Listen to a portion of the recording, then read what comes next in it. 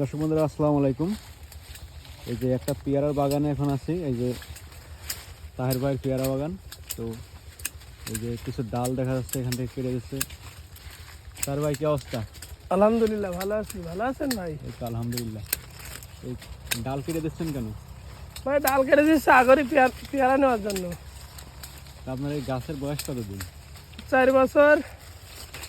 4 বছর? জি। এই গাছের ডাল যে একেবারে অনেক ডাল দেখে কেটে ফাঁকা করে ফেলাচ্ছেন নিচের দিক থেকে। ওইটা আপনার ওই আমরা যেটা চৈত্র বৈশাখ মাসে করি, অনেক সময় ওইটা আপনার এই প্রচন্ড পরিমাণ খরা চলছে তো দেশে, তাপমাত্রা বেশি, তো এই জন্য আমরা 2টা মাস আগেই পেয়ারা নেওয়ার জন্য এই কাজটা করছি। বুঝেছেন, ওখানে আমাদের দেশে বর্তমান তাপমাত্রার হারটা খুব বেড়ে গিয়েছে। ওই সময় পেয়ারা দাঁড়াচ্ছে না, ওই চাষি খুব মার খাচ্ছে। এই জন্য আমরা আগেরই ডুকা কেটে দিচ্ছি। ফাল্গুন মাসে মনে হয় ডুকায় ভরপুর পেয়ারা থাকবে। দর্শক বন্ধুরা দেখেন যে এখনো কিন্তু বাগানে প্রচুর পরিমাণে পেয়ারা আছে। এই যে দেখেন কি পরিমাণ পেয়ারা। আর এইগুলো হচ্ছে সব ডোগা, এই যে নিচে সব ফেলে রাখা। এই ডোগাগুলো কিন্তু সব কেটে দেখেন গাছগুলা কিরকম ফাঁকা একেবারে। আর এই গাছে কিন্তু প্রচুর পরিমাণের পেয়ারা রয়েছে। এই যে দেখেন কি পরিমাণ পেয়ারা গাছে, ফুলের মতন একদম ফুটে আছে, একদম ফুল ফোটা মতন পেয়ারা। এই দেখেন এই সব কিন্তু পেয়ারা, এই যে সব পেয়ারা। আর এই যে কাজ চলছে, সবাই কাজ করছে, সবাই কিন্তু এই যে ডোগাগুলো কাটছে, সবাই কাটিং চলছে সব ডোগা।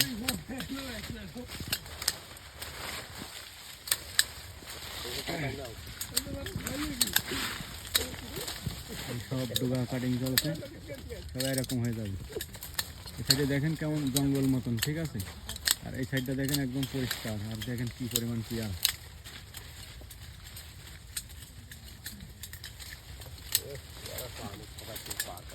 প্রচুর পরিমাণে পেয়ারা।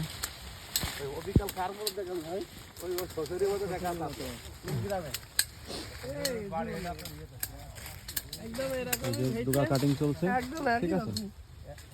তো আপনারা যারা পেয়ারা চাষ করবেন, দেখা যাচ্ছে পেয়ারা বাগানটা যদি আপনারা ইয়ে করে রাখতে পারেন, এইভাবে পরিষ্কার করে রাখতে পারেন, সেই ক্ষেত্রে কিন্তু আপনারা সবসময় গাছ থেকে যে উচ্চ যে ফলনটা, মানে ভরপুর আকারে যে ফলনটা, এই ফলনটা কিন্তু সবসময় আপনারা পাবেন। আর যদি এই রকমের জঙ্গল বাঁধিয়ে রাখেন, সেই ক্ষেত্রে কিন্তু আপনার ফলন আসবে একটু কম।